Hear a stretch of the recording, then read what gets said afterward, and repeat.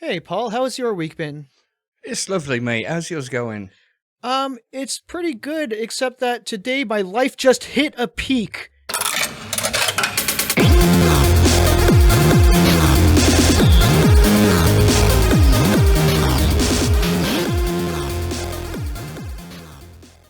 Oh no, you've peaked already?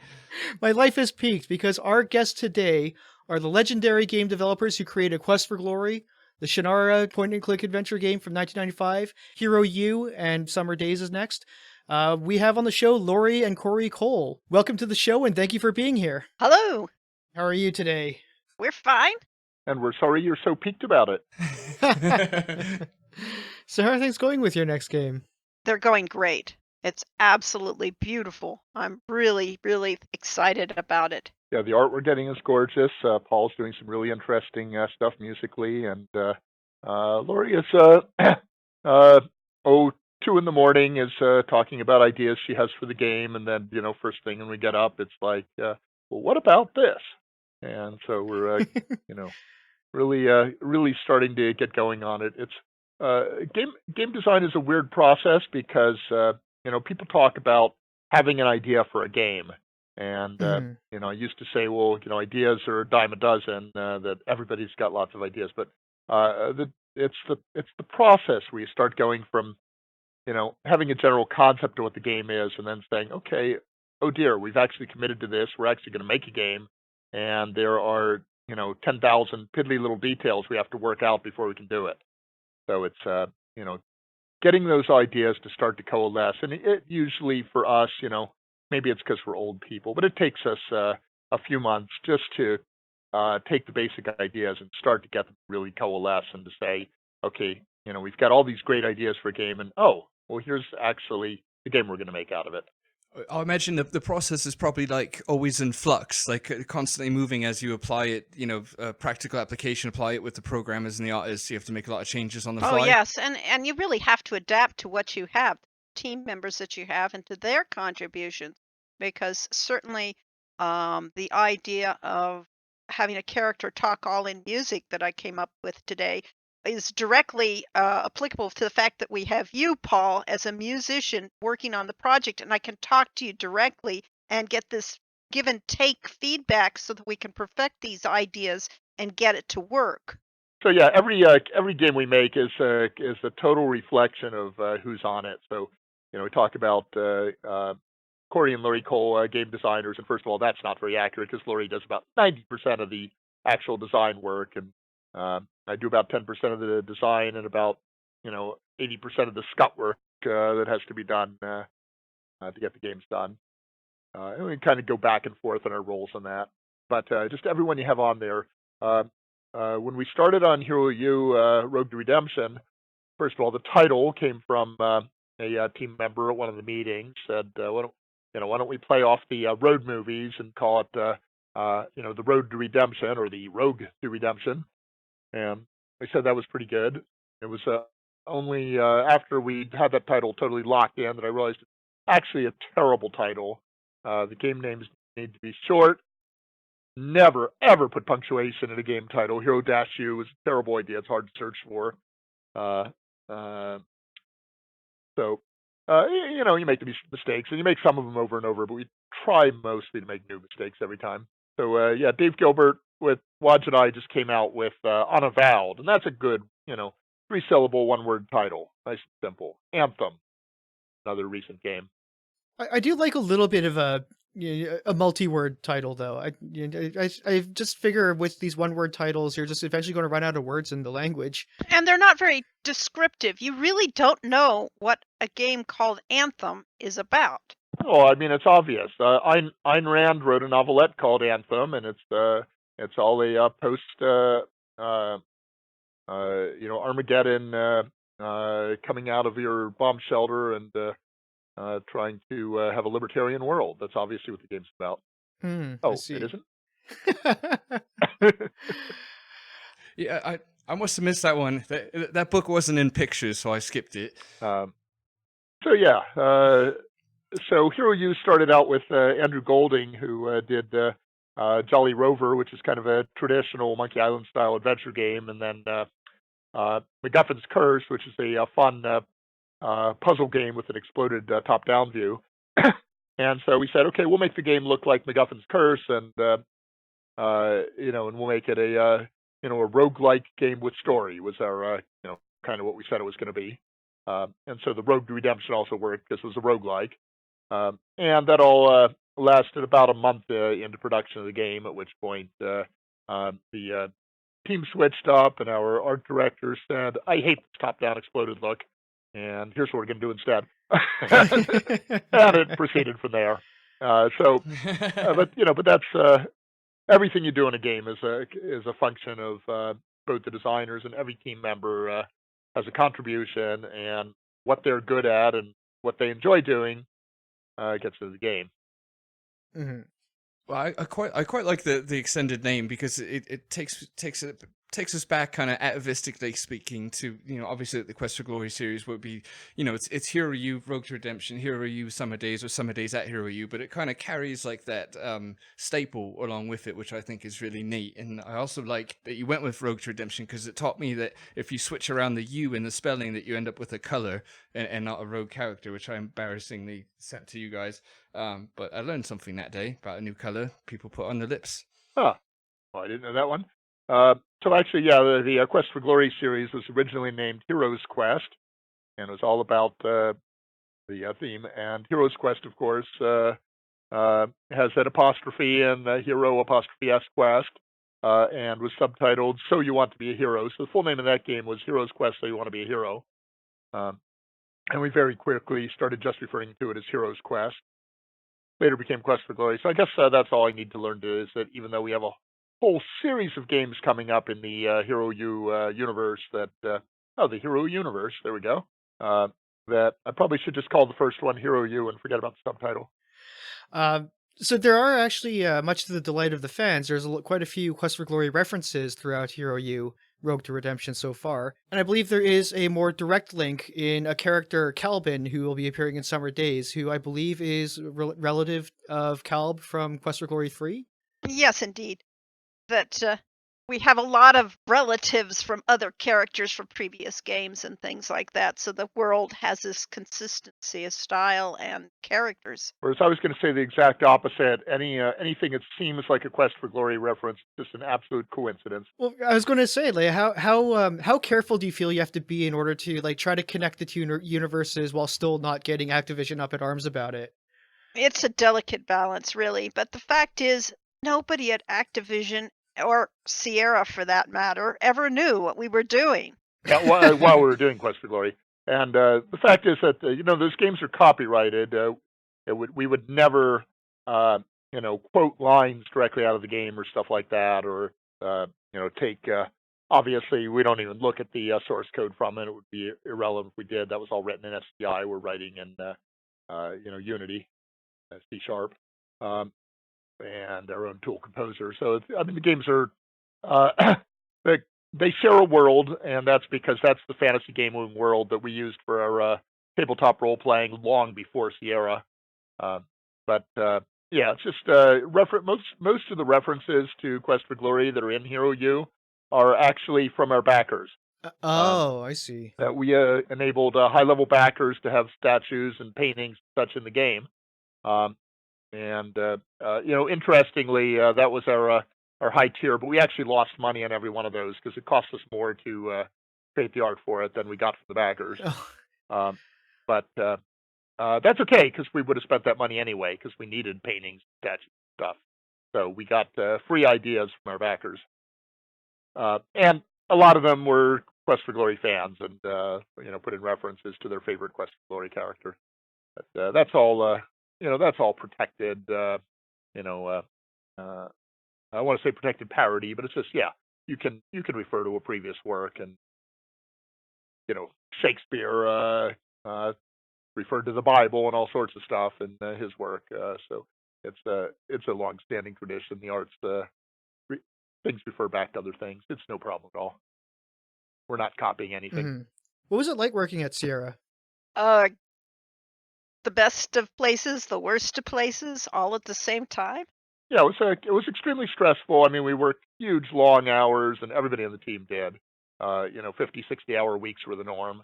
But the thing is that what some companies don't understand, because Electronic Arts has had a lot of lawsuits and stuff about mandatory unpaid overtime, uh, but you don't really think about that when you're doing it. It's not, until the final couple years when we were working in Quest for Glory 5, we never really had a case where the company came to us and said, you must work through the holidays and you must work overtime. It was just, we were doing stuff that we really cared about, we really loved, and you could see that you get to 6 or 7 in the evening, and you're in the middle of something. You keep working on it. You don't stop. I got I got stopped a couple times by local sheriff driving home at midnight or 2 a.m. and wondering what I was doing out the time. And I said, "So I'm going home from work." Well, you said best of times, worst of times, and I think a lot of us have heard kind of the worst of times when it comes to Sierra's. It ended in quite a spectacular, disastrous form. Odd combination of words. Sorry. My point is, though, I was kind of wondering if you had any like standout best moments, something like a blooper gag reel sort of stories that happened while you were there. Oh, there were lots, but the one thing for Heroes Quest, particularly in the beginning of Quest for Glory 2, is we had all the team members sitting together and just feeding ideas off each other. So an artist would doodle something, and the programmer would look over there and see it and said, "Oh, I know how to get that into the game." And we'd get stuff that Lori and I never dreamed of.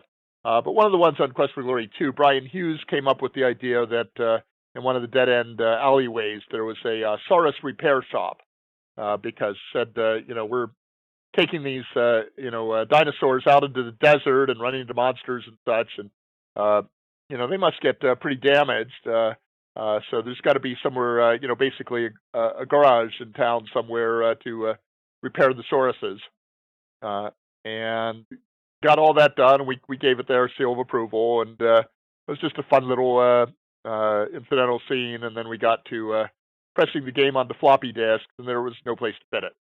So we reluctantly had to cut that out. AG, what do they call it? Adventure Game Developers Anonymous or something like that. Anonymous Game Developers, AGD, did the fan remake of Quest for Glory 2, and they actually got a hold of Brian and put in a version of the Saurus Repair Shop into the remake. So that's kind of cool. There's a feature in the remake that isn't in the original game.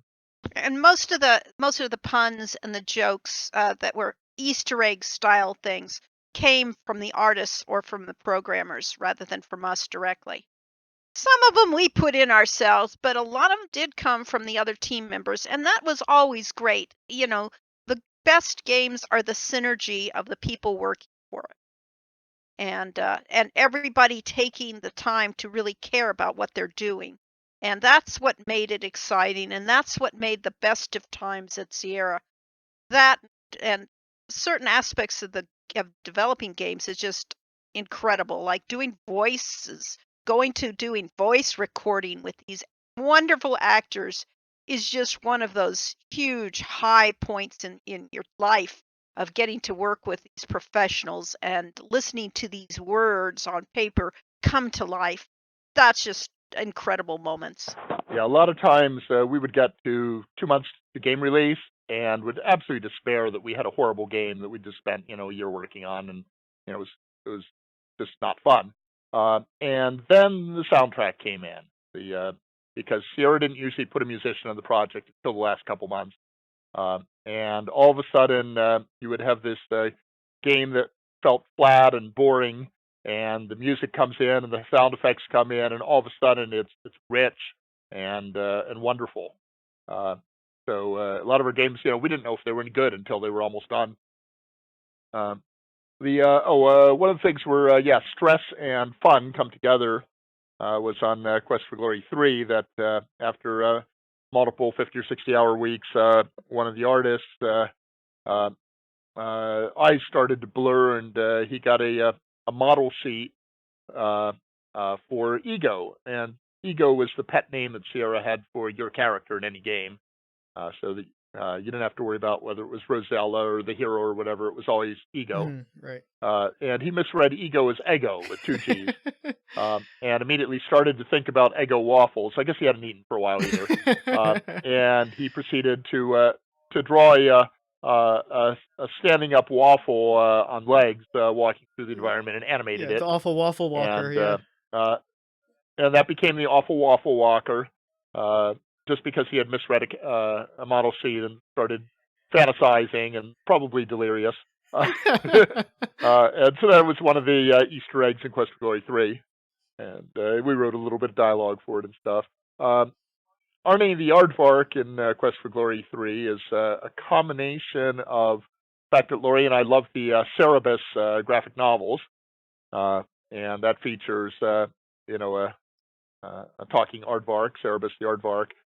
And Arne Saknussemm comes from A Journey to the Center of the Earth by H.G. Wells. And was it H.G. Wells? Jules Verne? Jules Verne, yes. Jules Verne, sorry. Jules Verne. So yes, Arne Saknussemm was a fictitious character in Jules Verne's Journey to the Center of the Earth. And the characters, I think they eventually meet him late on, but most of the time they don't actually ever meet Arne Saknussemm, but they see the initials AS inscribed on cavern walls all through the as their journey down into the center of the Earth.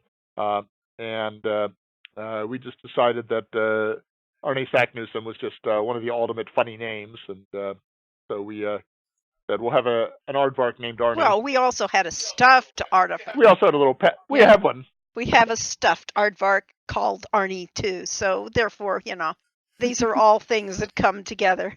What was your favorite Quest for Glory game to work on? Probably the first one, because that one was where we had a small team all working together and all synergizing together at the same time in the same place. And every other game after that, we were divided into blocks. The artist's way over there and the programmer's way over there. So it didn't get quite the team spirit and team group that we had for the first game.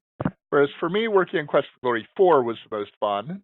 And first of all, I loved the theme and the dark Transylvania, comedy horror and stuff like that. And 4 was the main one that I was really working on full time as a designer, rather than splitting duties between being a programmer or not even being in the project. Quest for Glory 3, almost the entire duration of Quest for Glory 3, I was off in a different part of the building working on a completely separate project, not even involved with, and only got in the last month or two.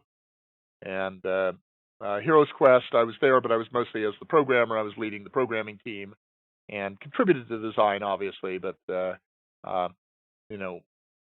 distracted. So 4 was the one that I was really, all there for, and so I had a really great time putting in the whole Dr. Cranium sequence that was based around my Castle of Dr. Brain game, and I got to put in a lot more puzzle type stuff because I'm more of the the puzzles and challenges type thing, whereas Laurie is more about story and characters. And I see Laurie a bit on the Facebook groups and forums and stuff like that, answering questions of the fans. She's always very good about. Both of you are very good about addressing fans' questions about the old games. Has there ever been a question that has been asked of you that you actually hadn't thought about and kind of stumped you? There often are, especially when we have certain people on Facebook who know more about the games than we do. It's like, oh, I didn't realize I said that 20 years ago. 30 years, 30. yeah. I mean, Heroes Quest. That's right. Heroes Quest came out in 1989. It was at the end of '89, so we're not quite 30 years, but it is more than 30 years since we started working on it in '88. We made these games and came up with all the ideas for it, and of course the team members contributed stuff, most of which we knew, but every once in a while probably somebody slipped in something that we never even saw. And then we had the fans that have played these games obsessively for 20 or 30 years and know every nuance of it, whereas we have to rely on this flawed thing called memory. We used my project before I came to Sierra was a a desktop publishing system that I was developing independently for the Atari ST computers. And so when Lori started working on Heroes Quest, that was the tools we were using. Is we had an Atari ST and a laser printer, and Lori did all of her design documents and stuff on the Atari. And obviously, that was a product that did not make it to market, and so there's, it had its own proprietary file format, and so we obviously do not have any of those documents anymore. I'm kind of curious, going back to you mentioned your two favorite Quest for Glory games, respectively 1 and 4. Is that representative to you as the ones you're also the most proud of, or would that be different? Well, 4 is such a difficult game. It's certainly the one I love the best. I love the characters, and I love the setting, and I love all the incidental minor characters that come into it, and the story. And yet, when it came out, it was a debacle because it was awful. It was the most buggy game ever set out. It had 1 week of testing for one of the most complex games that was ever developed at Sierra, and it showed it. It crashed everywhere. I don't know how anybody ever managed to play that first version of the game. And here it is, my proudest moment, the game I love the most, and it's destroyed. It's just devastating to the soul.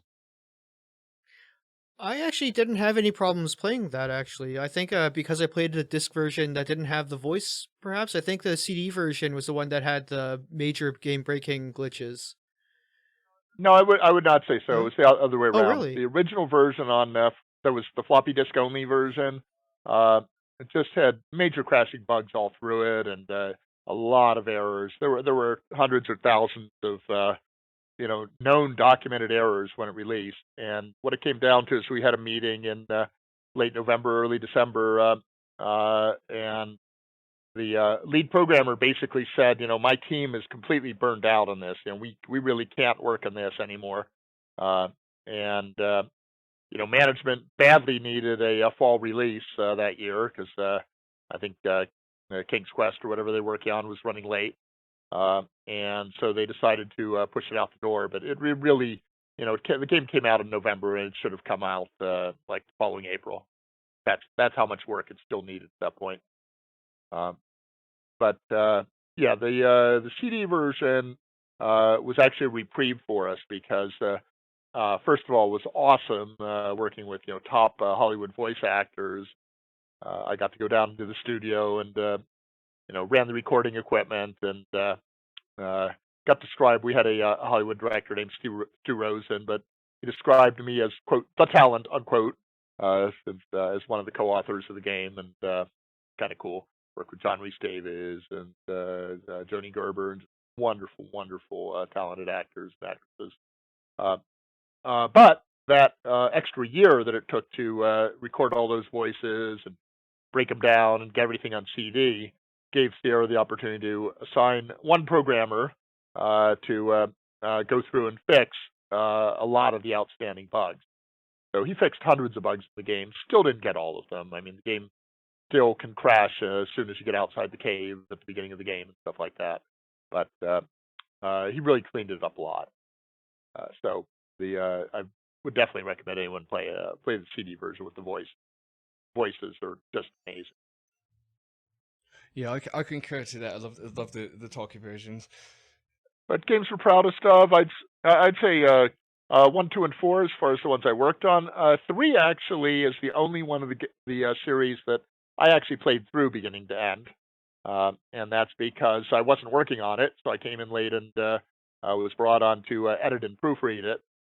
And I was just really charmed by the way Lori had put together the story and the characters and the map and the puzzle elements. I think really is from a storytelling viewpoint, 3 may very well be the strongest. From a puzzle standpoint, I think 1, 2, and 4. It's hard to choose between them. Yeah, 2 is an awesome game. It suffered from the fact that it was Sierra's last 16-color game at the beginning of the 256 color era, and it was the last parser input typed game at the beginning of the point-and-click era, and so it enjoyed about 3 months of sales and then disappeared off the map. Oh, and of course we had little things like Sierra had a little problem with trademarking the name Heroes Quest, and had to change the name to Quest for Glory.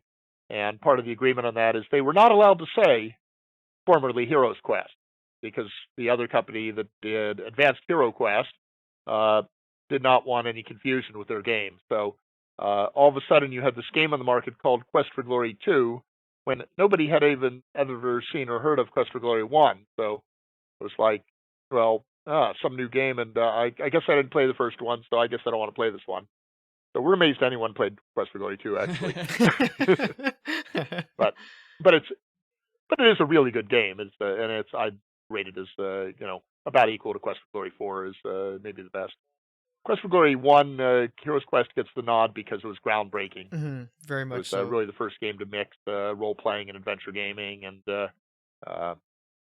and we fit an awful lot of stuff in there into the Sierra language. Remember, games at that point were shipping on 360K floppy disks, and a lot of people did not have hard disks. That wasn't just a distribution medium. They were playing off the disks themselves, which meant that any critical piece of content had to be repeated on every single disk, which left almost no room for unique content. So it's really kind of a miracle game that it worked at all. So how did Quest for Glory 5 come to be? Because I believe there was a little bit of difficulty trying to get that one going. Well, we were fired after game 4, Oh, or to say they broke our contract, and so that we had this contract for 3 games and we still had a game on it, but they said, "Oh, we're not going to make it. We're just going to let you go." And so therefore we parted ways with Ken Williams and Sierra forevermore, or so we thought. And then you can fast forward several years later when Sierra had all moved up north, and there was just this building here with a few people still working here, and they were their own division of Sierra, and they didn't have any games. They had the rights to do the Realm, which was the multiplayer role-playing game that they had. And so they needed to do something with that, since that was their only brand. And they thought the idea, well, nobody up north is doing Quest for Glory. What if we make Quest for Glory part of the Realm and do it that way? So we got called out of the blue to come in and discuss it and look at what they're doing and how this could be practical. And basically we had to tell them, this isn't practical at all. Basically, they had nothing in there in the Realm to do stories or quests or any of the things that you really want to play a game for, or what I play games for. Yeah, give it another year, we could have done that, but they were trying to release it in 2 or 3 months after our meeting. It was like there were no tools to put in any content, and can't make that a Quest for Glory. But of course, it's always the wrong answer. There's a song that goes with the lyrics. It goes, "Lie, lie, lie to a general, lie to a brigadier," and that's the correct way to work with company management that we didn't quite understand at the time. Is just tell them whatever they want to hear, and then take as long as it takes. But unfortunately, I was brought up to tell the truth, and kind of hard for me to tell lies even to management that needs to hear lies. Damn morality, always getting in the way. So they had to work on this stupid thing, and about 4 months later from that original meeting, they decided, well, maybe we could do a multiplayer Quest for Glory, and they put somebody else in charge of it. And that somebody else happened to be Terry Robinson, who was, had been working with us prior to on Sierra, knew us. And he said, I can't do this. You have to get Corey and Lori in on this. And so therefore, they had no product without us. And so they called us back in to do Quest for Glory 5. And that's how it came about. Yeah, unfortunately, it was a little difficult for me because they weren't actually 100% committed to it. They said, well, we're going to explore the possibility of doing Quest for Glory 5. um, and and they've invited me to come back in, not to actually work in the product, but to join their systems group and work on their new engines. And that just wasn't something I wanted to be doing at the time. It was also that they couldn't promise me more than a job for 2 or 3 months while they explored this, or possibly longer, but not working on Quest for Glory.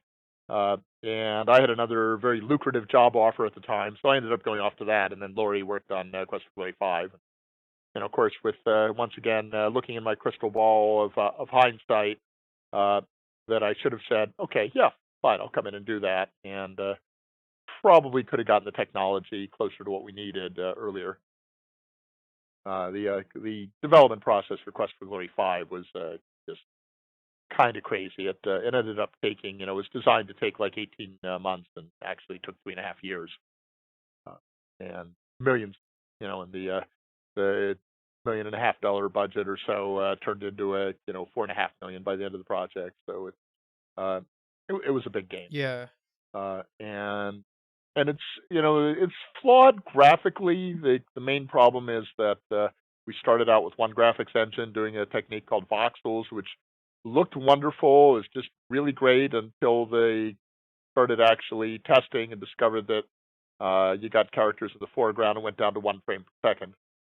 And it was too slow. And they ended up, the Genius system program, and they had Eric Lengale, who later created the C3 engine, created a 3D, the voxel engine. Then he created a new polygon graphics engine for it, and got it to work, but it didn't have the development time of companies like Unreal that's all they do is engines.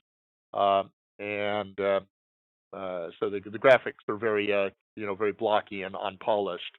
But the gameplay, the storyline, and the characters and so on, it's really all there. It really is a Quest for Glory game. Absolutely. But a lot of people pass it by because they don't like the look of it. Yeah. I'm really glad that it exists, because I think that was like an amazing send off to the series. Yeah, and it also has a really sophisticated, very sophisticated combat system with all the characters having independent, all the opponents that you play have independent AI. They aren't just hack and slash. They really do have behaviors and fuzzy programming logic to how they'll behave, so that you can go to the same area and meet this bunch of brigands, and they will not behave the same way that you previously did, and you have to actually think each time you come there. Right. It's not just hack and slash. So the game has a lot going for it. It just Mhm. doesn't hold up well if you have to look at it, because the graphics are so decayed because of how many times we had to redo the art. That's too bad, because it is absolutely a fantastic game worth playing. And like I said, I was so pleased when I finally got around to it. Like when it finally came out, it even took a few years then for me to get a computer that would run it. And so by that point, I'd already been like many years detached from Quest for Glory 4, but it was just so, going through it again with all the the callbacks and references to the previous games. It was just, everything was there. It was just a perfect way to end. Yeah, very cathartic. And then there's the music.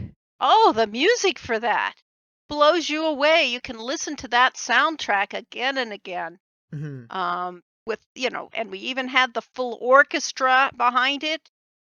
Just it blows away all the music we've ever had for a game before. And Chance Thomas, who was our musician, had the time, unlike all Sierra games where they just throw the musician on at the last moment. He had the time to create and the money behind him to create a wonderful CD that Sierra had never bothered with before. So there were a lot of really wonderful things that came out of Quest for Glory 5.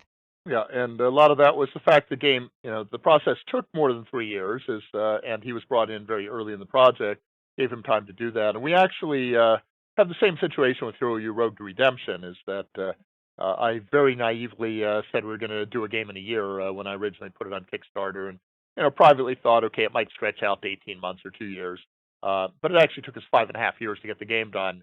And in one sense, that's obviously for budget that's horrific. For players that are anxious to play the game. That's an awful long time to wait. But 5 years of development effort meant that Laurie had time to write that whole time, and so it's got richer text and dialogue than anything we had done before.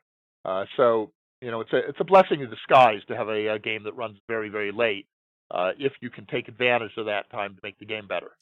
Yeah, absolutely well put. Yeah, and kind of would like to move on to Hero U, but I guess one last question, at least on my end, from digging in the past, would be just, first of all, I guess a general statement that I always felt that Quest for Glory, by a league, had superior soundtracks to the other Sierra games. That's just my opinion, but Quest for Glory 3, for example, I loved how it had kind of this Turkish ney, which is a Turkish flute, let's say, playing throughout it. It sounded brilliant.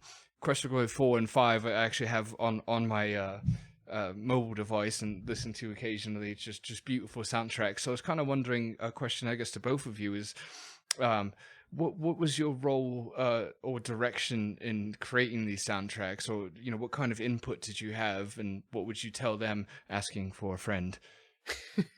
Well, we were very minimum then because we hardly ever saw the musicians on our games. We could tell them, I had more influence over the musician for 5, where we had Chance Thomas, and he actually had the time to work on it.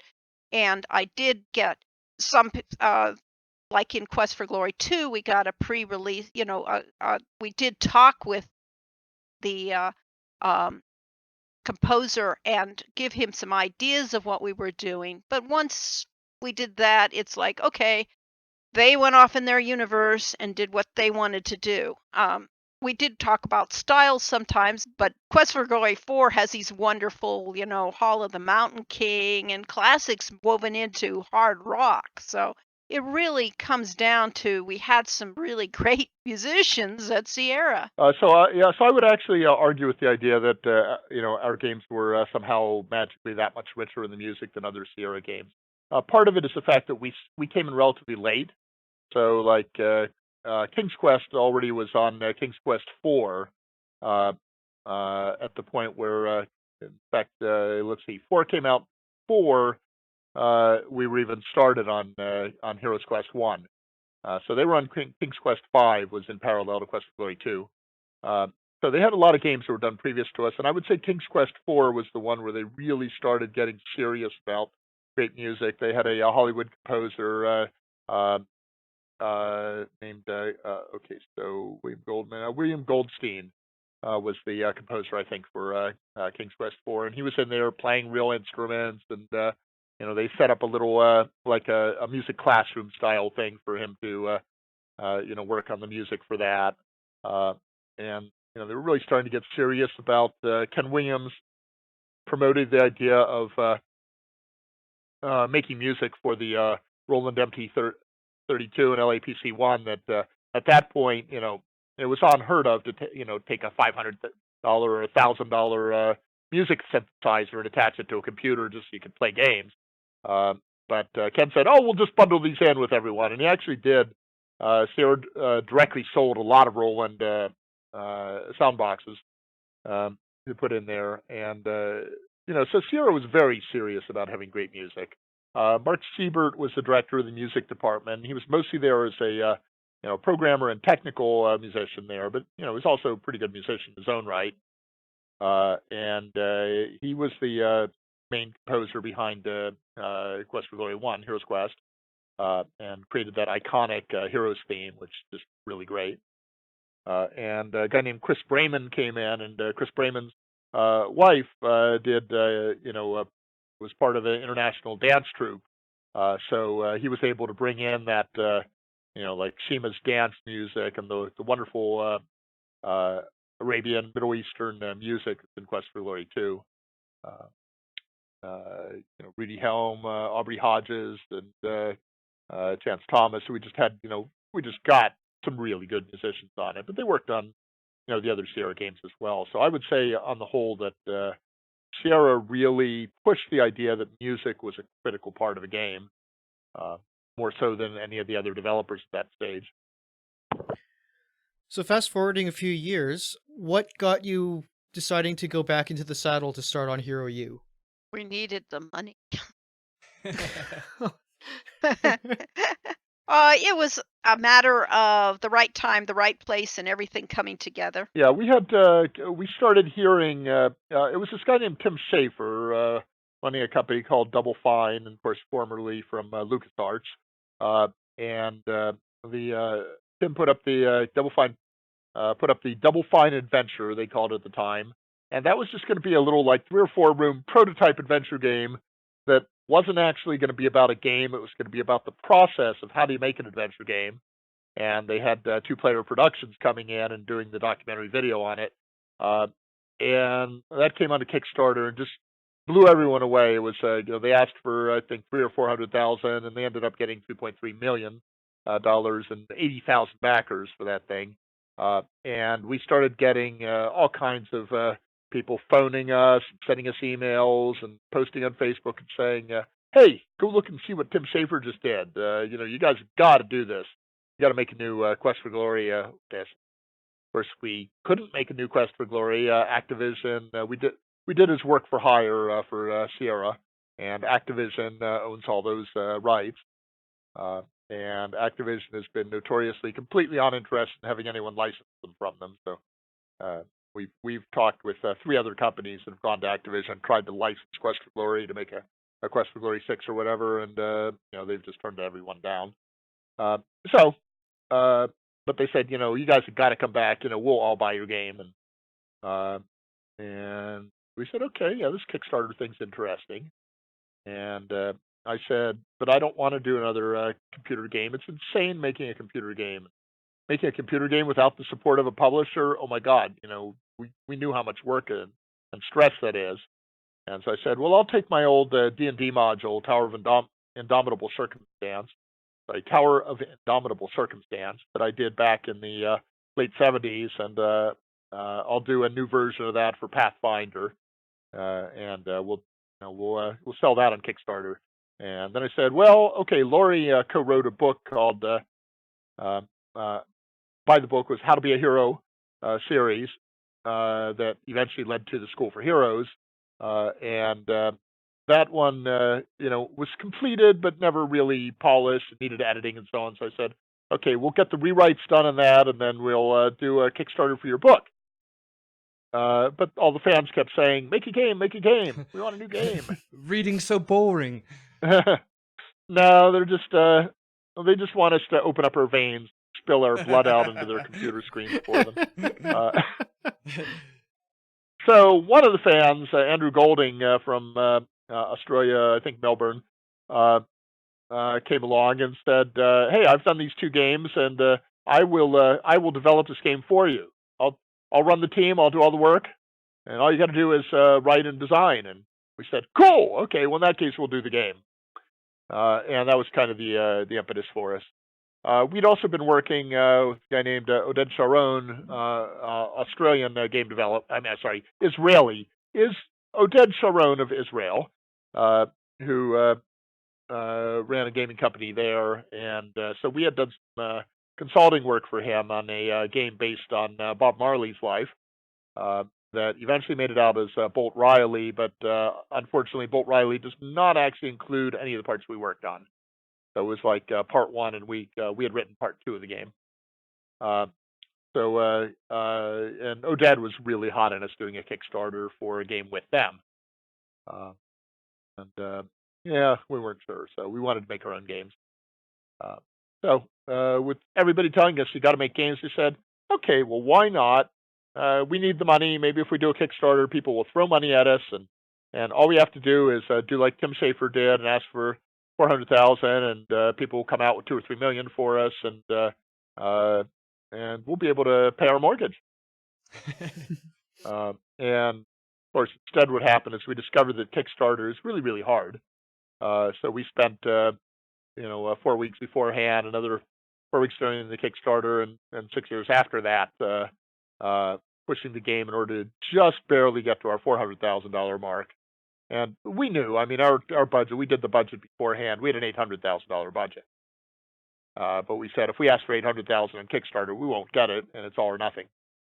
So we got the 400,000 to make an $800,000 game, and you know, once again, if we'd had the reverse crystal ball and I could see into the future, or a regular crystal ball, I would say, okay, now we've got to go and get investors to cover the rest of the expense.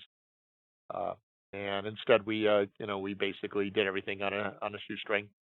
Well, definitely wouldn't notice from the final product, that's for sure. I was kind of curious. The prelude to what I'm going to say is based on the idea of wondering how you look at a blank sheet of paper and from there flesh out the actual idea that would become Hero U Rogue to Redemption. But what I'm curious about is that there's a clear connection between Quest for Glory and basically what I'm trying to say is the hero's tale, or better yet, kind of the hero's journey. That Joseph Campbell comes to mind. I'm wondering if, well, I guess first of all, was Joseph Campbell an inspiration to you, and furthermore, what is it about the hero's journey that really inspires you to write?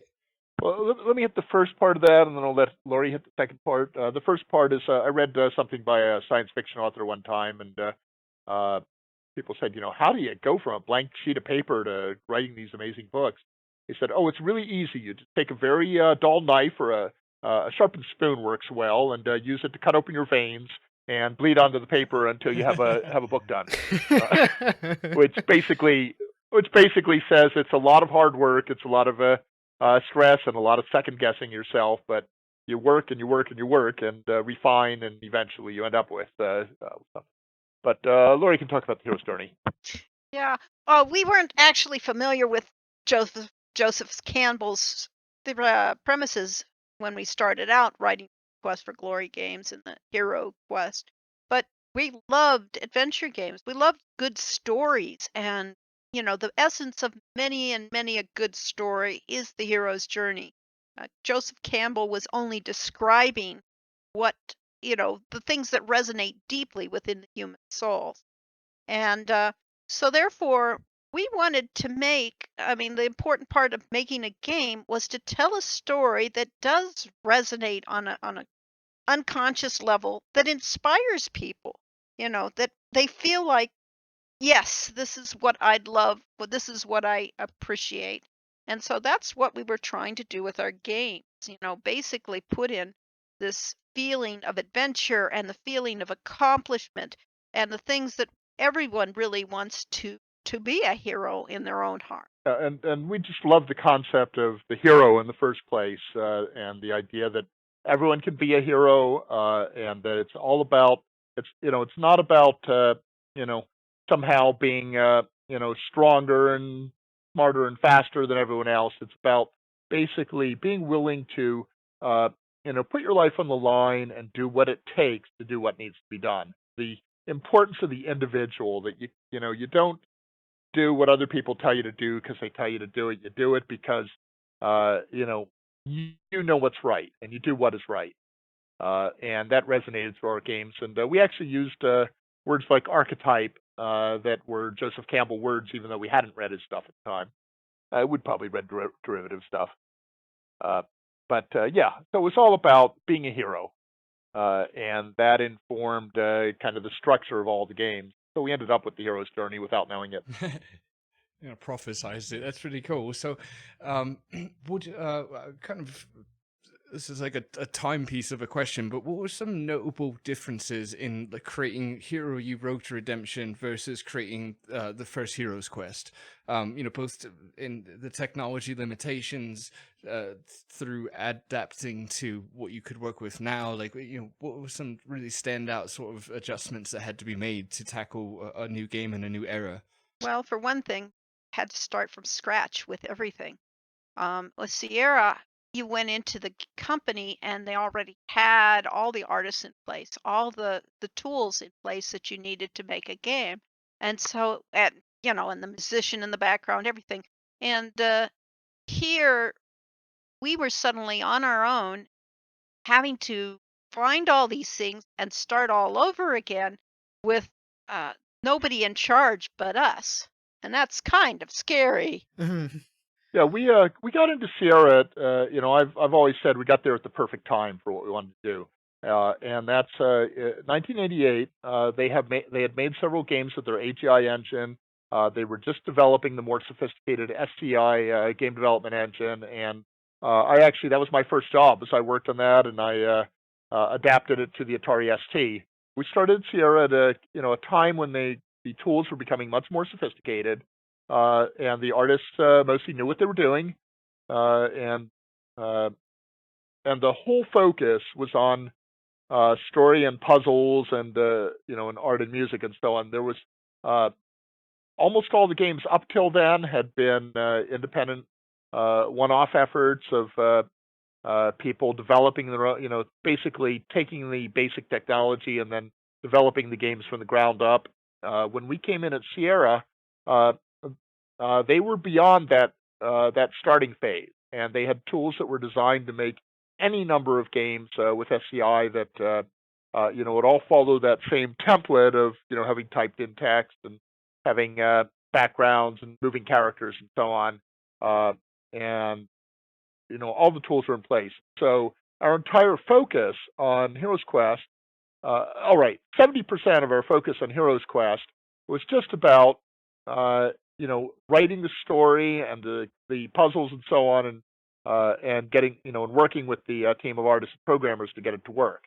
The other piece of that wasn't there was the fact that we were making a role-playing game, and our mandate was to create Sierra's first role-playing game since Ultima 2. But because I had worked on the system side, and I understood role-playing games intimately, I was able to build an object-oriented layer on top of SCI that did all the stats and skills and combat system and all that stuff. And it really, to me at least, was not that hard. But because we had the tools in place, we were able to really focus on telling the story and writing the dialogue and stuff like that. And it wasn't about developing the basic technology. When we got to Quest for, and of course, Sierra pulled the rug out from under us every single game. We never had quite the same tools and technology each one. Something major always changed. But Quest for Glory 5 was the biggest change, where they decided SCI had grown old, long of tooth, and they decided to write the game in C++ and develop all the technology from the ground up. And nobody remembered how many years and millions of dollars had been put into building SCI, and they really had to reduplicate all that work in addition to making a game. So that's why Quest for Glory 5 was a much harder effort than previous ones. But yeah, we got there at the right time in the right place to be able to create games where the whole emphasis was on telling a story and making it look good, and it was not on how do you get pixels onto the screen and how do you get data onto a floppy disk. Those were problems that were already solved by Sierra. Right. I'm kind of imagining in my head on the other side of things, and with Hero U, it sounds almost like the embodiment of a real life adventure game where you start with no inventory and you have to gather up all your tools and all your team and start smashing items together to come up with a product, because like you said, Sierra had all the tools in place, whereas with Hero U, all of a sudden you got to gather everything up and make it work and orchestrate the entire process. Well, have you heard the story about Bill Gates died one day and got taken on a tour of heaven and hell?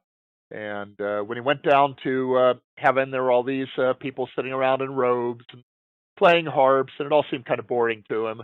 And then he got down to see hell, and they had a disco and rock music going, and all kinds of exciting things, and virtual reality computer games, and everything was absolutely amazing. So he said, "Oh heck, I'll take hell."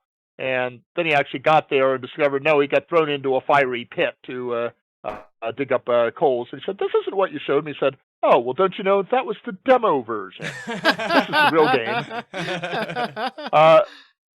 So Hero U, we started out with the demo version. We got to see that there was this game, MacGuffin's Curse. It was a fully working game and had been developed in Unity 3D. And we were told that Unity could handle 2D as well as 3D, and that was the tool. And we said, "Oh, okay, we know what that is." We worked at Sierra. We had SCI, and that was our toolkit for making adventure games. Well, Unity is a really, really powerful tool. It can do amazing things. What it isn't is a tool specifically designed to make 2D adventure games. Mm. And that we discovered when we started to work with it that and especially when our original team lead left the team, he very generously offered to let us use all of his source code from his previous game. But new people coming in didn't really want to do that. They had their own ideas of what they wanted to build, and our fans had their own ideas that they wanted to see a Sierra-like game. And we discovered that Unity really was not the best tool for that. So, it's basically, we had a pair of pliers and we needed a screwdriver. Hmm. And so we did have to reinvent a lot of stuff. And it also has to do, as we said, the team makes the game. So we got in, the artists we could find, and we wanted to find people that could do the detailed, sophisticated 2D character animation that we'd had at Sierra. And we envisioned all the tools that Sierra had that made it very easy to animate those characters. And we discovered that there are two types of 2D artists these days. There's the types that are employed making a lot of money working for Disney and places. And there are the people that don't actually know how to make a commercial product with their 2D stuff. We just couldn't find anyone. We had, a couple of very enthusiastic volunteers that, could do like little, 8-bit, or 16-color tiny characters animating, and that just did not have the degree of sophistication we were looking for. We wanted to do full color and everything else. Plus, we had things Uh, like the engines. We didn't have an animation engine, and so we looked out for commercial products that had animation engines. And one of the ones we explored for a while was the one that did things like a puppet, and all the pieces of the character's body were broken into segments, and then you animated the segments, and just like you were doing a marionette. And the funny thing with that style of animation is it looks like you've got a stupid marionette moving on the screen. And it was like, this just doesn't look like like anything Sierra ever did. And we were being held to a standard. We couldn't make something that looked worse than a game that was made 30 years ago. Mhm. Right. and maybe it shows our inflexibility, as we possibly could have made a very stylistic game doing that. There are some very stylistic games out there that do not look in the least bit realistic, but are really pretty cool.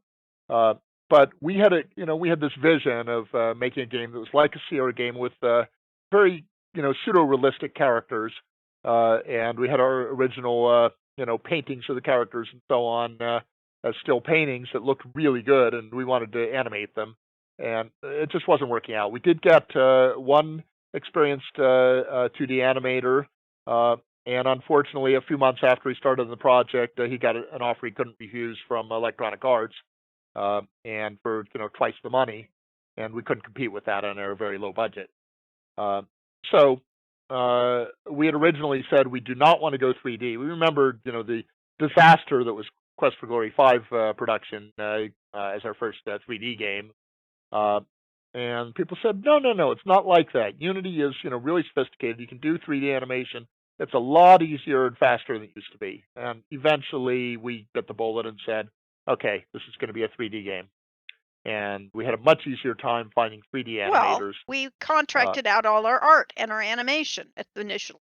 We basically found a company in China that actually would do these things for us. So that's how we did it. We basically went to the Chinese company, and they gave us our characters all done in 3D. And yes, Unity could handle that easier than it could handle the 2D stuff at the time. And then we had to look at our backgrounds, and our backgrounds really weren't working either. And we had to go to a 3D background, and we just had to keep reinventing what we were doing because we hit the wall of reality of what we didn't know. Right. Hmm. Yeah, so of course, again, with our crystal ball that they unfortunately do not issue to game developers, we could have said in the beginning, okay, obviously we're going to have to make this a 3D game. but it was not in the least bit obvious in 2012 or 2013 that we needed to go with full 3D. Right. And so we essentially wasted 2 years of development. And I won't say totally wasted, because what we got was a lot of really nice prototypes, and we got the the ideas of the scenes, the characters. And meanwhile, Laurie was writing her head off, writing all kinds of text and dialogue for the game. So we got a good head start of the game during those 2 years. But that was we originally said was how long the entire game was going to take, and instead it turned into the prototype phase. Then we started over in 2015, beginning of 2015, we started over in 3D. July 2015, we ran a second Kickstarter and got some supplementary cash, and really thought we'd be done with the game by the end of 2016, and instead we were still struggling with stuff. We were about a third of the way through then, and early 2017 we started doing serious play testing, and it took close to a year of alpha and beta testing before we really had everything in place and everything tested. In 2018, July, we finally released the game. That's really cool insight into kind of evolving with the times, and like you kind of said, it's bending and flexing to make things work as they're in flux. I'm kind of wondering on the other side of things, on the kind of creative writing side of things, Sean O'Connor, star of Road to Redemption, how did from the period that you were peer pressured by fans into making a game, peer pressure does work, man. It's tough. From the time that you were just begged to make a game, rightfully so. I'm so glad you did. To the point of beginning production, where was Sean's character? Did he exist yet? Did you have a fleshed out idea of what you would do, or did you kind of pull him out of a hat and then start to develop him? Well, when we were going into the Kickstarter, we had actually tried several years before to create a kind of like a text adventure style game with simplified graphics, and we had this story set in the School for Heroes, and we had characters developed, and it was all about this young woman who was going to be a wizard, and all the characters and her crazy roommate and all sorts of interesting things. And we had the whole story, well, I had the whole story worked out. And so when we started the Kickstarter, that was my thought, that we would go in and we could actually have that as the overlaying story over this 2D flat, top-down adventure that was supposed to be roguelike. And unfortunately, people... Well, she had a very stupid husband who said, "Oh, well, people just say that we're doing a clone of Harry Potter because we've got a school for wizards and stuff." So I said, okay, well, first of all, let's age the characters. Let's make it a university instead of a high school, and let's do a different story. Let's do the rogue story instead of the wizard story. So basically, made me start all over from scratch. So yes, by the time we started the 2 months prior to the Kickstarter, I had to reinvent what kind of game I was going to make. And in hindsight, if I'd been a smarter marketing person, it would not have been a bad thing to make a game that was perceived as a Harry Potter clone, and that go for both the Quest for Glory market and the Harry Potter market. But at the time, we wanted to differentiate, and Laurie came up with a really interesting story about a young man who's out on the streets and gets approached to become a thief and thinks, "So that'll be pretty cool. I could become a thief and make a living at it." And came up with the whole storyline, and we said, "Oh, that's a really fun storyline. Let's make that game."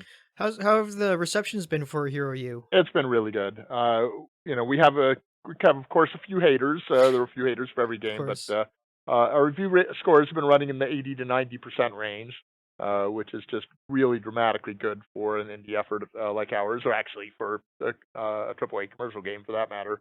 So we've gotten very good reviews. The comments on Steam and GOG, really very positive. We have a very positive is the term for it rating. So people do like the game. Unfortunately, not very many people have discovered it. So our sales are lagging way behind where we thought they were, and It did not meet the goal of paying our bills, but it has met the goal of us making a game that we're proud of and that fans really like. So we are trying to make more. Yeah, and when we came into this thing, we wanted to, we thought we were making one game when we started the first Kickstarter, and by the end of the Kickstarter, we realized, no, really, our fans, the people that are actually supporting us, want a Quest for Glory game, and so we'll give them something as close to a Quest for Glory as we can, but we didn't. Quest for Glory, the main character was an avatar of yourself. We never put words in his mouth. We just let you imagine it, and there was no personality to that character. So the main character of the whole game series had no character, and that's a very different way of looking at how to tell a story when you have a no personality person that you're writing about. And in hindsight, it's kind of unbelievable that it worked. Mhm. Yeah. So here we are coming to Hero U, and I really wanted to take the tip from how Monkey Island did it, because I really enjoyed the Monkey Island. The first game of the Monkey Island with Guybrush Threepwood was just such a great character, and Yeah. he gave the game life. So to me, I really kind of wanted to do a game that style with a strong central character who had distinct personalities, because he could be, snarky, or he could be sweet. But that was what was telling the story, not just this anonymous, ambiguous character. And that's just a different style. And we were going with things like, in the previous games, you could ask anything and just keep getting the same answers back, so you never had to remember anything. But for this one, we wanted a fluid, more realistic style, so that the text flowed from what you've talked about, and dialogue could go in very different ways, but you could never actually go back and see what you would have happened if you said something else. And so we were creating a very, very different game. And again, we have no clue when we're working on this and when we're creating this whether anybody will like what we're doing. I mean, they Mhm. wanted a Quest for Glory game, and we were giving them something that vaguely resembled a Quest for Glory game. And so it was a great deal of a relief when we found out the fans actually liked what we were doing, even though they said, "Oh, well, this isn't what we were expecting." Well, no, it isn't what you were expecting, but it's what you got. Although I think it's an exaggeration to say it only vaguely resembles a Quest for Glory. Part of what we had, the funny thing is the writer who did not work on any of the Quest for Glories, but did work with us on Shannara, is the hilariously funny Josh Mandel. And Josh was the main writer on Freddie Farkas' Frontier Pharmacist, along with Al Lowe, and used to be a stand-up comedian before he came to work at Sierra. And he had done the Leisure Suit Larry Reloaded with Al, and was kind of burned out on that. Took a year away from social media. When he came back, I contacted him and said, I don't suppose you'd consider doing writing for another game. And surprisingly, he came on. And Josh ended up writing, almost all, let's say 90% of all the messages for like interacting with torch sconces and bookcases and statues and everything in the game. And just did all the stuff that, I tried to do in Quest for Glory, but didn't have time to do in this game. And so Josh really brought back that Quest for Glory ambiance. So it's funny that the person who did not work on Quest for Glory really is the strongest Quest for Glory writer we had, and added a lot of silliness and fun to the game that I think does nice stuff. Because that's the model. It's the model we used for all the Quest for Glory games and for Hero U. Is we're telling a very serious story. There's the games really are dramatic. Um, this is Hero U Rogue to Redemption is a coming of age story for a a young man, 18 or so, who's um, you know comes from a poor family, has been living in the streets, and now he's brought into this university for heroes, and doesn't feel like he's any sort of a hero.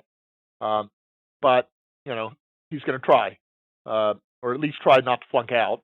And it's then all sorts of things happen. One of the students disappears.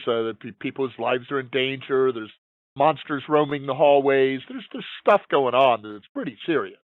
And you've got this wisecracking young man who is not a superior warrior or anything like that, um, trying to trying to fix these problems.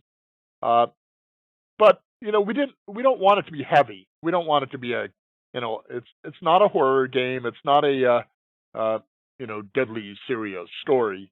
And all the incidental writing. So the characters Laurie has written are very evocative, and some of them, like Sean's roommate Aeolus, is a actual Bard student, and is just constantly making puns and stuff because that's what bards do, and interacting with all the objects in the game. It's just for players that love to explore and discover.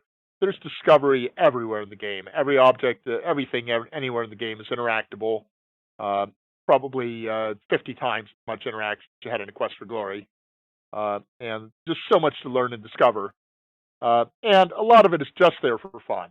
So it's not a goal-directed, everything furthers your advancement through the game. Most of it is there just for fun.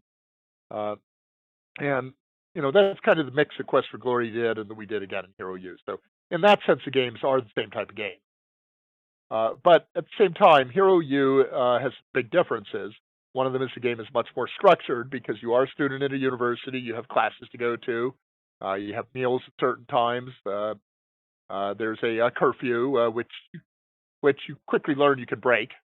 Everybody is supposed to be in bed at 10, and first thing you do after you go to your room at 10 o'clock is you sneak out again and adventure till 1 in the morning, which is actually based on Laurie and me, is we never get to bed before midnight. Development-wise, that was the worst mistake we would have made. A midnight bedtime would have made a whole lot of the testing. Probably would have cut out a third of the bugs in the testing. Because that 1 hour really kills you. That's because it's 12:30 in the morning on day 19, but as far as the flow of the game is concerned, it's really day 18. Right, yeah, and I love the open world sort of feel that the game has. That's why I fell in love with adventure games way back when, was because it had this feeling of like you said, when I like when things aren't so heavy on objective, where you can just wander around and find little things that programmers or Josh Mandel thought to write into the game. It just makes it all the more engrossing. And now I just want to go back and play it again and skip a meal and see if I'm hungry enough to come up with an awful waffle walker or something like that. So the big differences between Quest for Glory and Hero U. First of all, we've got that that day-to-day structure. There are events that happen in the game that are set to day 13. Something happens, regardless of what you've done before that, and then your interaction with it. Having the main viewpoint characters, Laurie mentioned, Sean O'Connor is a distinct personality, or maybe one of 3 distinct personalities, depending whether you play him as charming, smart, or snarky. And the other thing is the importance of dialogue and the other characters in the game. Quest for Glory, we had a very limited amount of memory to play with, and so your characters really were not that much different from the from a bookshelf. Right. You talk to the centaur farmer. He has a purpose in the game, and his purpose is to reveal the storyline about the brigand leader having some surprising attributes, and that the brigand leader is supposedly this terrible person, but actually insists on helping the centaur farmer and fixing his broken leg and stuff like that, and really is not that bad a person. So that you get some very important story elements from it. But other than that, the character isn't really much of a character. Whereas in Hero U, you've got Katie, the pirate's daughter, and she's got a whole backstory. She has her own goals and interests. She's she's not there to become a hero. She's there to find a way to earn enough money to create a rest home for retired sailors. Hmm. Uh, all right, that's one of her many goals. But the point is that she's got her own storyline, her own goals. You are interacting with them, and you get to really explore in depth the character. It's not just you meet the person once in his field, and then after that, every time you visit him, he's doing the same thing. Right. So characters progress and change throughout this game. Their dialogue changes every day, and that's the tens of thousands of lines of dialogue that Lori wrote. It is a gigantic game, but it's a gigantic game where we tried to make the characters alive and real, and meaningful. So your relationship with the other students is as important as did you defeat the monster. Yeah, And in fact, you can actually get through the game without fighting a single monster. that's right. It's really hard. It makes the game 10 times as hard, but it can be done. So what are your current plans for moving forward with the Hero U series? Well, Because you're currently working on Summer Days? yes. Summer Days at Hero U, which is a very different style game, a very different appearance game, a very simpler game in a lot of ways, because it would be, nice to have a game out in the next year or so and not take 5 years to do a game. Hmm. So I have a little bit of problem because we actually took some pre-orders for Hero U 2 Wizard's Way when we did the original Kickstarter, and little did we know that it was going to take us 6 years to deliver the first one. So let alone the second one. And frankly, the sales we've had don't justify doing the Wizard's Way right now. So our plan actually is everybody that pre-ordered Wizard's Way will get Summer Days at Hero U, and then we'll see what Kickstarter will do for us. If we could actually go back on Kickstarter, Indiegogo, or one of those sites and run a $1 million Kickstarter for the next game, then yeah, we can do Wizard's Way. But we cannot afford to deficit finance another game. We have a lot of personal funds and our retirement savings, stuff like that, and we got bailed out at the very last minute, January 2018. Out of the blue, we had a Quest for Glory fan show up who had inherited some money and wanted to invest in Rogue to Redemption. And well, it turns out it was a terrible investment for him, but it was a lifesaver for us. And he came in and got us the funding that got us to launch. But we've done actually 5 revisions since the initial launch. Last one was in February of 2019. We delivered version 1.5, which we think is the final version, except we're still working on Rogue Redemption. I'm doing German and French and Chinese translations that we're going to put up. And there may be other changes in the future, but mostly we're trying to focus on the future. So Summer Days at Hero U is turning into an absolutely beautiful game, and it's a very different style. It's like if we took the essence of a Quest for Glory or Hero U and boiled it down to, here are the key scenes.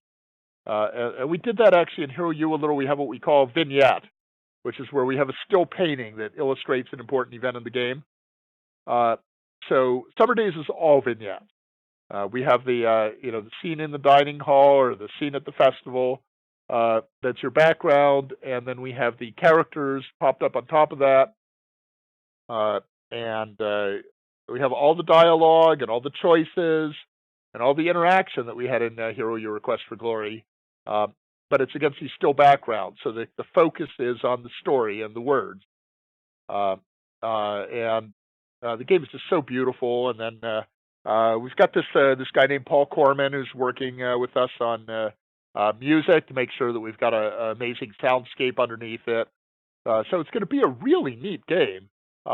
And it is something that we can do in a year to a year and a half, and we'll have out sometime in 2020, like we originally promised for Rogue Redemption, because we've gotten rid of all the complications that drive development into the stratosphere. We don't have complicated 3D backgrounds. We don't have to have fully animated characters walking around.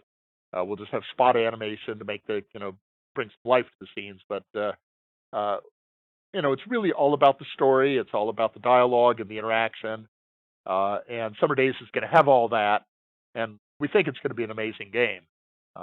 But it's not a gigantic soul-destroying monstrosity of development effort like we did on Quest for Glory 5 or Hero U Road to Redemption. So if you like won the lottery and so money was no issue, like you won the lottery twice even, so you have basically bottomless pit of funding. What would be your vision of the series in terms of the future installments? Well, with our new home and car and sitting there playing World of Warcraft, I don't know that we'd have any time to make a game.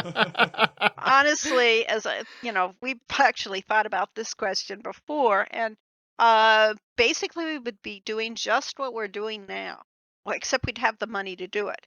We would make Summer Days at Hero U, then we would make Wizard's Way, and then in between Wizard's Way and the Warrior game, we would make another small, different style game, which was small scale and wasn't so grandiose or huge production, and make a nice, interesting short game to do to get funding and build up for the next game.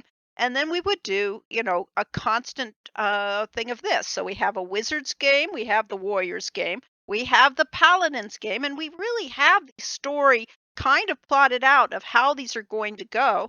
And then the next game in the series would be a kind of a culmination where you could play Sean or you could play Nona from the Wizards game or, and the other games and alternate between them as you try to save the world from total destruction. Because at that point, we built up the story to it gets more and more dangerous as the series goes on. So we do have all these games plotted out in that sense. Yeah, so doing exactly what we were going to do, but not bankrupting ourselves or losing our shirts at it, is a great stress reliever. And in a sense, stress is kind of important for game development, but we have plenty of ways of being under stress with the actual production without having to worry about external factors. So that's what we do with a few million. If we had many millions, if we suddenly one of our games made it onto New York Times and some other places, and everybody started buying hundreds of thousands of copies on it, and we actually made real money from it, then we would do all that. And in addition, we would be a little bit of a publisher that would let some of our other developers who have great ideas of their own make the games they want to make, and we could help them develop that and put some money into it. And we would also, I think, have more sophistication. We just have bigger teams, more people working on the games, and we would get better animation and more of it, and be able to really bring the games to life. Maybe get into virtual reality at some point, but I'm not even sure. We're ready for that. That we may not be the right people to do it. But just making what we're making, but on a comfortable budget so that we don't have to compromise. Absolutely, one of the things we would do is bring in voice acting, and we intentionally did not put voice acting into Hero U. That was a decision we made very early on, and the reason for that is because we've heard a lot of games ruined by amateur voice acting. So we love having voice acting. Quest for Glory 4 was an amazing process working with the actors. But it's got to be professional. It's got to be high quality, and the right people with the right voices and great production values. And because this game is twice as large as Quest for Glory 4, which was known as the CD-ROM from hell because it was so big, it will cost quite a bit to do professional voice acting on. And in fact, the translations, I originally ruled out because we were being quoted 10 cents a word, and that's a $450,000 word game. $50,000 per language. We said we can't do that. But we've actually had volunteers come on that are willing to compromise with us and do the production much lower and maybe take some royalties on their language version and so on. So we're actually getting the translations done at a price that we still can't afford, but at least we're willing to take out loans to do that, and maybe it'll pay for itself. And in the meantime, you've been doing live streams of playing through the old Quest for Glory games. Well, it's awesome fun. When we started doing this, Lori came up with the idea of doing these live streams, and I was like, "You're crazy! We got so much on our plate already. We don't have time to do this and prepare for it." And we actually had fan Roberta Vaughn came in, and I checked some check boxes because I didn't really understand the tools, and apparently one of the check boxes I checked connected us to our PayPal account so that people could make donations. And we were actually blown away getting hundreds of dollars of donations during the live stream. So, if we did the live streams 3 days a week, we could actually fully fund the game, but we can't do that many. So we're just very delighted with the generosity of our fans. We're going to give you more opportunities to be generous. We're working on setting up a Patreon page because we do constantly have people saying, I just want to contribute to your doing stuff, and wish you had a Patreon or something. So we're going to do that, and we'll see whether how many people actually want to do that. But the idea of the Patreon is that it's not going to be directly tied to any of the games. It's going to be support Corey and Lori Cole, game developers, and because right now, because the funding has been so tight, we don't take any money at all from Hero U. We actually put money into it, and if we can, find patrons or something else that will allow us to just pay our bills independently, then we can focus everything in the game development budget directly into the game, and don't have to worry about stupid little things like paying our insurance and stuff like that. The live streams, a lot of fun. We're really living in the best of all times. We could not have done Hero U Rogue to Redemption and another time and place. We were at the right time with our Kickstarter because there was still this. It was a wild and woolly west of Kickstarter times where people were still, willing, trusting that the game developers will actually, provide what they say they do, and people were generous and contributed all this money just in the hopes that we could actually put out what we were promised, and so we were at the right time to do the Kickstarter. We found people that were just incredible, and it's been a blast. It's been a frustrating, horrifying, reinvent yourself constantly kind of situation. But, this is what we live for. This is, and mostly it's because we have so many very, very good fans that keep our energy up and keep us going, that remind us why we're doing all this work. It's because, they really appreciate what we're doing. So this is where we were meant to be, Yeah, there's a huge element of luck, of just being in the right place at the right time. That's what got us into Sierra was luck and friendship and contacts. And same thing with Hero U is that one of our big fans runs a site called Quest for More Glory. And when we put on our Kickstarter updates that we were looking for some more developers to help us make the game, she publicized it on Quest for More Glory, and we had a couple of fans of that site came in and said, "Oh yeah, I'd like to work on that project." And I was very naive about budgets. We've basically been doing this on a 1990 level budget, forgetting about little things like inflation and stuff that programmers actually make real money these days, whereas they didn't make anything back then. I certainly didn't. But we've gotten some very dedicated people showed up and helped us turn this in reality. I especially want to do shout out to Sydney Hamilton, who was earning far more before she came to work for us, but she loves interactive fiction and has really gotten into helping us make these games the best they could be. And Joshua down in New Zealand came on, Joshua Smith, and he really brought in a lot of discipline and getting the systems code working and getting stuff to work with Unity and so on. So we have these few key people that show up out of nowhere and as far as we're concerned. But it's obviously been other fans and so on helping us find them that have made this a reality. So I have to admit that Hero U, that project could have failed any time during the last 6 years. So many things went wrong with that, and partly through just us being too stubborn to give up and putting in our own money and having people show up out of the blue and contributing a lot of money and a lot of their time and helping to promote the game and stuff like that has kept it going.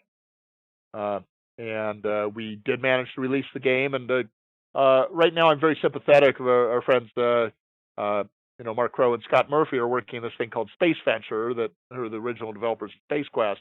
And they have gone through, I've watched their development entirely parallel hours. They went through every single problem we went through. They made the same discovery with Unity. They tried to do 2D games and it didn't work right.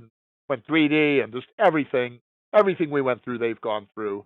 And they're still struggling to get their game out. But, I have faith that they will manage to do it. But it's really, really hard to make these huge, complex adventure games with today's tools. And it wasn't really any easier in the 90s. The reason that Sierra and LucasArts both stopped making adventure games around the turn of the century had to do, God, that makes it sound ancient. I guess it is. Had to do with the fact that people were doing these first-person shooters, which at the time could be developed much more cheaply than an adventure game, and that were selling 10 times as many copies because they were accessible to anyone can run around and shoot things, whereas people who want to read stories and solve complex puzzles, that's a pretty limited subset of players. So the adventure game died for a while because the games were too expensive to make and had too small an audience. And then a few companies like the Longest Journey and so on came through, Red Thread Games, and started making new adventure games. And then with Kickstarter showing that it was possible that Double Fine Adventure, which became Broken Age, showing that you could actually make a fan-supported game, said, yeah, there is still life to these. And meanwhile, those first-person shooters now cost $100 million to make instead of $1 million. And all of a sudden, adventure games are competitive again. But we still don't have the huge audience of pure action games. Our games are thinking games, and that's always been a limited subset of players. But if you love solving puzzles and feeling like you're really in a story and meeting with characters, we have the type of games you want. Now, on May 4th, 2019, you're doing another live stream of playing through Quest for Glory 3. Yes, we are. Should be exciting because we haven't actually played these games since we made them. And so it's, oh, is that what happens? They said that. It's always, it's a big surprise. Plus, it gives us a real, quote unquote FaceTime with our fans that we get to talk about things or decisions we made if we can remember what those decisions were, But it gives us a real fun time of just being with the fans and interacting with them and having fun together. Yeah, I could definitely say as a fan, from the fan perspective, it is an absolute blast to get to hang out with you guys for a day and watch you play the games that we grew up and loved and see how the actual designers have a good time or sometimes a really hard time playing through these old games. Let's not forget on the New Year's Eve stream, getting to watch Lori rage quit on her own game. That was the highlight of my life, I think. Well, we were running in terror, running away from all the monsters for a while on Heroes Quest. Kind of funny because we one of the things we always thought we were making easy games. We were making games that were very accessible, that anybody would be able to play, and that were fair. That all the hints for the puzzles were in the game. And we're discovering that in actually playing them, maybe they weren't so easy. Quest for Glory 3, I have the slight advantage. Of course, it's been 25 years, but I did actually play all the way through the original games. I wasn't on the original development team for it. So I think I still remember the game, but I have a feeling that I'm going to find lots of parts that I have a really hard time with. Quest for Glory 2, I was a little bit appalled playing through. I came up with about a half a dozen misspellings and typos and said, How did we leave those in the game? Uh, but what it comes down to is no game is perfect.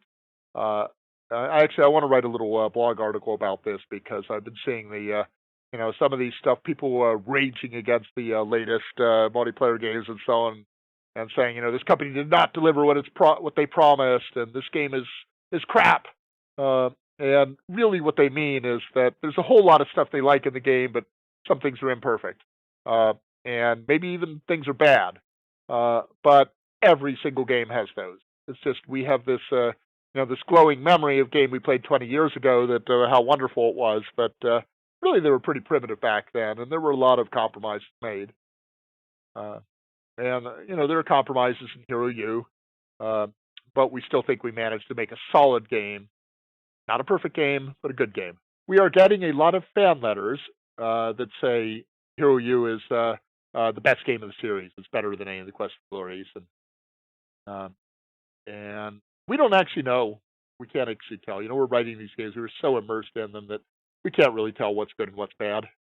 So it's and of course we have other fans telling us the entire game's crap, and we know that isn't true. So we kind of take it with a grain of salt. But that's we've gotten that for every game. We were the first person with Quest for Glory 3 set in East Africa. We were the first major game to have an African setting, and significant persons of color as major characters in the game, and so on. And Laurie tried to give them all accents so you can get a feeling that these people all speak differently. And we actually got hate mail on that. We got people telling us that we were promoting stereotypes about black people. Not speaking proper English, and no, we give them interesting accents. The character Ifatayo is the head chef in Hero U. She's a world-renowned chef, has traveled all around the world. Is kind of the Gordon Ramsay celebrity chef. But she speaks with a Jamaican accent, and my memory of what a Jamaican accent is that I worked with a woman. My first job when I took a year off school back in the 70s. So I worked with a woman from Jamaica, and she was had a master's degree and dressed professionally, and was really smart, but she had an accent, and it was charming, just wonderful and beautiful. And this brilliant woman who was just the absolute model of a career. She wanted me to get an afro, by the way. or at least a perm. That would have been. I still had hair then. Didn't last for very many years after that. So maybe I should have done it while I could. But yeah, Eileen was absolutely awesome. And that's how we think of as our minority. We've got not just different human races, but we've got all sorts of non-human things. We have cat people and dog people, and people can shape change into wolves, and all sorts of interesting things in our games. And we try to treat all of them with respect and power, and we want to everybody playing the games to feel like anybody can be powerful, anybody can be a hero. You can do great things with your life, and if you just put in the work and the time and the effort and caring to do that. Yeah, we get hate mail. We say, okay, well, they have their opinion. We don't think so. And fortunately, we get about 10 times as much love mail as we get hate mail. We get critical mail that is basically saying, here's why I think these things don't work and how you could have improved on them. And a lot of times, we totally agree with it. Say, yeah, they're right. But given a limited time and budget, we spent over $1 million developing a game that had $500,000 in upfront funding, and less than that actually when you take out the fees and so on. And we think we did an absolutely amazing job with the budget we have. But $1 million sounds like a lot of money. But similar games, Broken Age cost $8 million to make. And we don't have that kind of budget. We would love to make our games perfect, and we know that if we did have that budget, we still wouldn't make them perfect. We would still we would just have different kinds of flaws. We'd have more impressive graphics and animation, and we'd have full voice acting and so on. And some people would hate the voice acting. I can't play Broken Age because one of the voice actors throws me off, sets me off. uh, so all that money they put into it for me was a negative, unfortunately. Yeah, every game has wonderful things, and every game has flaws, and you just have to decide: are you having fun with it? And if not, can you put in a little suspension of disbelief to not worry about the things that bother you and still manage to have fun with it? Well, I'd like to say, to everyone listening too, please be supportive, share with your friends. Get the word out when it comes to Summer Days and Road to Redemption for those who are yet to discover it, because I would love, just selfishly, to see this series expand. I mean, when you explained your kind of long-term goal of going through, the different from Paladin, etc. onwards, it almost reminds me of like the Marvel Cinematic Universe, where it's like the end game where all the characters can play together interchangeable is like the Avengers. Like that just sounds like such a just mouth-watering prospect. It sounds so exciting. So for selfish reasons, I would love to see this go on as long as possible. So I hope everyone out there listening, knows how important it is to get just word of mouth. We're a bit of a niche community to a degree, and so everyone's word actually does count. So please share these things, and of course we'll make sure we share the Patreon, things like that, to help push this forward. I'm not sure about Rick, but I have just one last question. It's a little bit cheeky, but I was wondering, and you can approach this either in a loving, touching, deep way or in a cynical way. It's up to you. But the question is, what's it been like throughout all these years to work directly with your spouse? Well, we're both still alive. We haven't And we're strangled each other. Yeah, and we're still married, surprisingly at times. Yeah. Now, my theory on divorce is that it's just too expensive and complicated and annoying, and it's much easier to stay together. And and the fact that I can cook really good food, and I mean, it hasn't been easy. It hasn't been easy to do these things, and it's been frustrating, and you get frustrated with each other, and you yell, and sometimes you fight. And Uh, it's actually Lori laid down the ground rules early on. Is she said that if I ever said my wife, I think I'll keep her, would be grounds for divorce. When I married you for your cooking, probably would have been grounds for divorce at some point. But the fact is that she's effectively a master chef, and everything she makes is delicious, and she happens to enjoy cooking. So that's why we're working on the Heroes Feast cookbook. And this was an inspiration from as Lori posted stuff about some of the meals she was making, and people said, "Oh, you ought to do a Quest for Glory Gloriana cookbook." And we said, "Sure, why not?" So that's another one of the little side projects that we have going that we're not putting a lot of time into now, except Lori uses that excuse to try out new recipes. So just before we wrap up here, do you have anything you'd like to plug or any shout outs you'd like to make? Oh, I think we've done lots of that. You should check out our Facebook page because we had a Google Plus thing, but never much going on there. We both have Twitter accounts that I look at once in a while, but our real interaction with the fans is on Facebook. And we actually have a Discord now that we've also started up. But if you look at facebook.com/The School for Heroes, and that's properly spelled out as HEROES. That's the School for Heroes is the Hero U page on Facebook. And we actually spend far too much of our time up there answering questions from fans and having some interactions. And as we said, many of our fans know more about our own games than we do, so you can have the interaction with the other fans. You'll probably get more details than we can give you. Well, I mean, I could definitely say for myself that the Quest for Glory series was absolutely, like, the entire series is my favorite game of all time. As someone who grew up playing video games, with video games being a big part of my life, Quest for Glory series is number one for me. Like, it is undisputed. It sits on top there. Your games have just been like a huge part of not only my childhood but my entire life. So I just wanted to say personally, thank you very much for everything you've done. It's been an amazing impact on my life, and I'm just so overjoyed to see you continuing to make more games moving forward, because it'll just be, it's always been just such a huge part of me, and I'm just really excited for that to continue. And Well, that's gosh.